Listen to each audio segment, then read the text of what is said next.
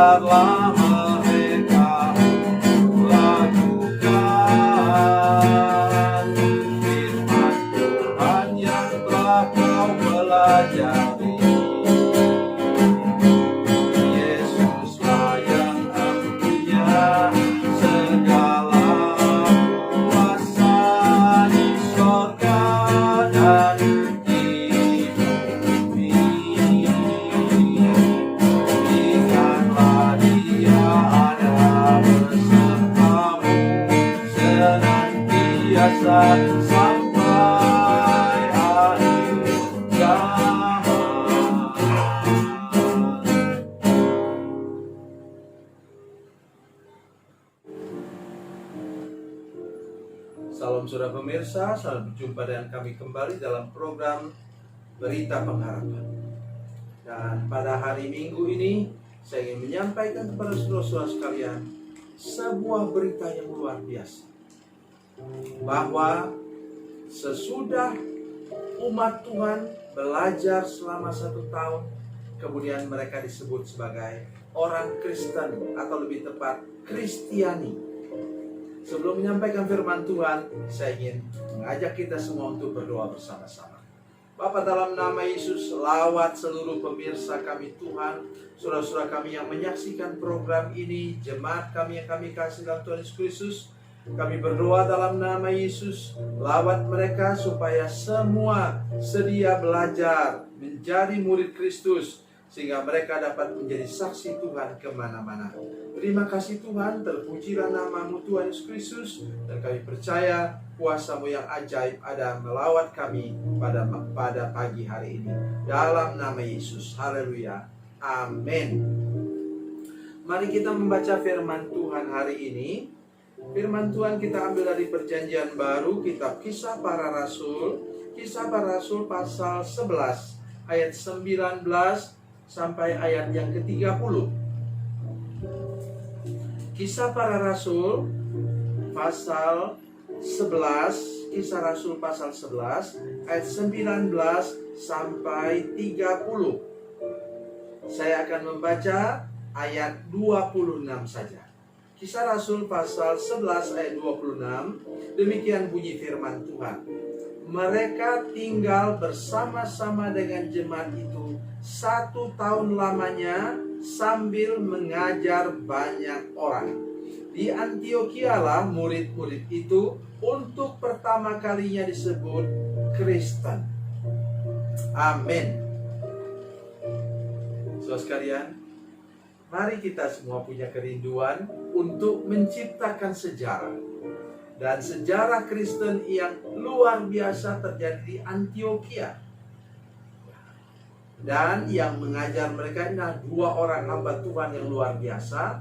Namanya Barnabas dan Paulus, Rasul Paulus. mari kita belajar bersama-sama hal yang sangat penting, terutama ketika kita sedang berhadapan dengan masalah, persoalan, tantangan hidup yang berat. Mari kita ingat bahwa predikat kita sebagai Kristiani sebenarnya, karena di sini orang disebut sebagai Kristen itu sebenarnya bahasa asli firman Tuhan menggunakan kata Kristianos. Saya ingin mulai dengan arti kata ini. Apa arti kata Kristianos atau Kristiani dalam kehidupan umat Tuhan pada waktu itu? Itulah istilah apa? Bukan cuma ikut Yesus, tetapi Kristianos artinya adalah orang yang memasukkan kakinya, telapak kakinya ke bekas telapak kaki Yesus. Dan ilustrasi itu dipakai untuk para murid yang dipanggil oleh Yesus di tepi danau Galilea. Mengapa itu begitu penting, saudara sekalian? Ini sangat penting. Oleh karena kalau mereka mau memasukkan kaki mereka ke bekas telapak kaki Yesus, mereka harus dekat dengan Yesus, mepet dengan Yesus. Karena kalau jejak kaki itu ditimbus ombak atau gelombang, maka hilang. Dan sudah bisa berjejak pada bekas yang lain. Saya ingat ketika saya masih kecil dulu, saya sudah masih ingat sampai sekarang, kami anak-anak suka sekali memasukkan kaki ke bekas telapak kaki ayah kami yang berjalan duluan di pantai-pantai di Sungai Kapuas. Bapak Ibu Saudara-saudara sekalian, saya ingin menolong kita hari ini bahwa menjadi orang Kristen, menjadi Kristianos itu benar-benar serius. Artinya sekarang apa? Kalau Yesus menginjak duri, kita juga menginjak duri. Saudara tanya saya, di mana Pak ayatnya yang Yesus menginjak duri? Bukan hanya menginjak duri, dia menginjak paku berkarat, saudara sekalian. Waktu dia disalibkan, sudah pikir itu diapakan? Dimasukkan ke alkohol dulu, dibersihkan dulu pakunya. Paku mesti paku baru. Tak usah ya. Saya yakin itu paku berkarat yang dipakukan kaki Yesus. Ingat saudara sekalian, sampai detik ini juga masih ada orang yang rela untuk dipenggal kepalanya supaya dia dibujuk untuk menyangkal Yesus, dia tidak menyangkal Yesus. Mari kita belajar hari ini. Itulah kualitasnya orang Kristianos tadi. Bagaimana mereka bisa sampai pada kualitas itu? Mari kita baca lagi bersama-sama. Kata firman Tuhan,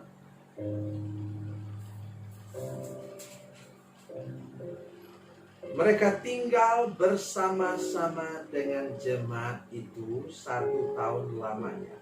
Mereka tinggal bersama-sama. Para murid tinggal berapa lama bersama-sama dengan Yesus? Termasuk Yudas. Mereka tinggal bersama dengan Yesus 3,5 tahun. Makan minum bersama dengan Yesus, tidur bersama dengan Yesus, dan hidup berjalan bersama dengan Yesus. 12 murid ini terus menerus setiap hari bersama dengan Yesus. Itu sebabnya saya punya cita-cita. Walaupun saya sudah tua, saya ingin mendirikan sekolah teologi tanpa gelar. Dosennya disebut guru, ya. Mahasiswanya disebut sebagai murid. Ya. It's not just a dream. Ini betul-betul ada di kepala saya, sampai gambar kampusnya pun saya sudah buat. Ya. Tinggal menunggu berkat jatuh dari surga. Dan saya mau mengajar para murid itu tinggal dengan mereka, hidup dengan mereka. Semua guru itu tinggal dengan para murid di situ, tinggal bersama dengan mereka, makan bersama dengan mereka. Jadi ada kelompok unit para murid itu yang belajar di situ, tinggal di situ bersama-sama dengan keluarga dari hamba Tuhan yang menjadi guru. Berapa lama sekolahnya?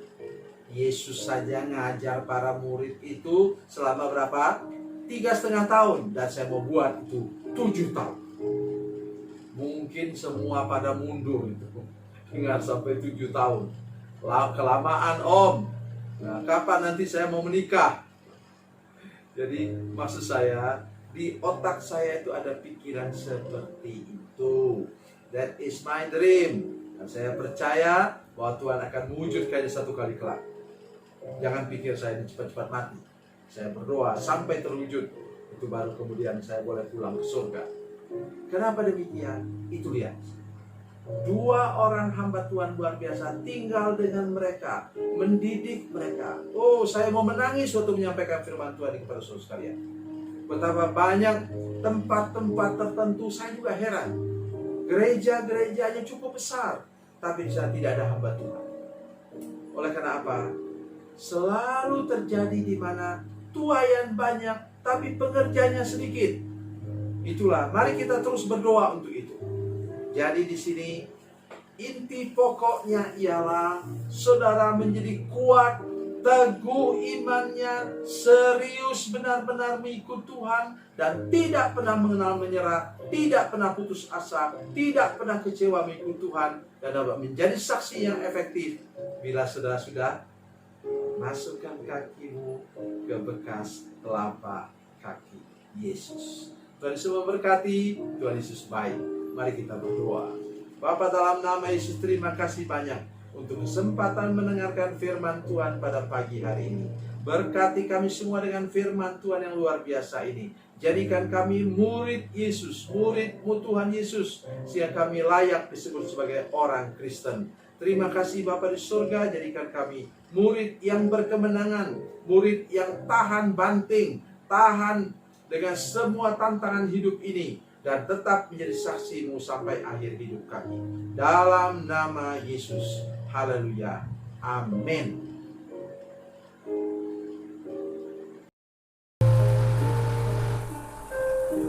Bila Anda memerlukan dukungan doa kami, atau bila Anda punya masalah yang ingin didoakan, silakan menghubungi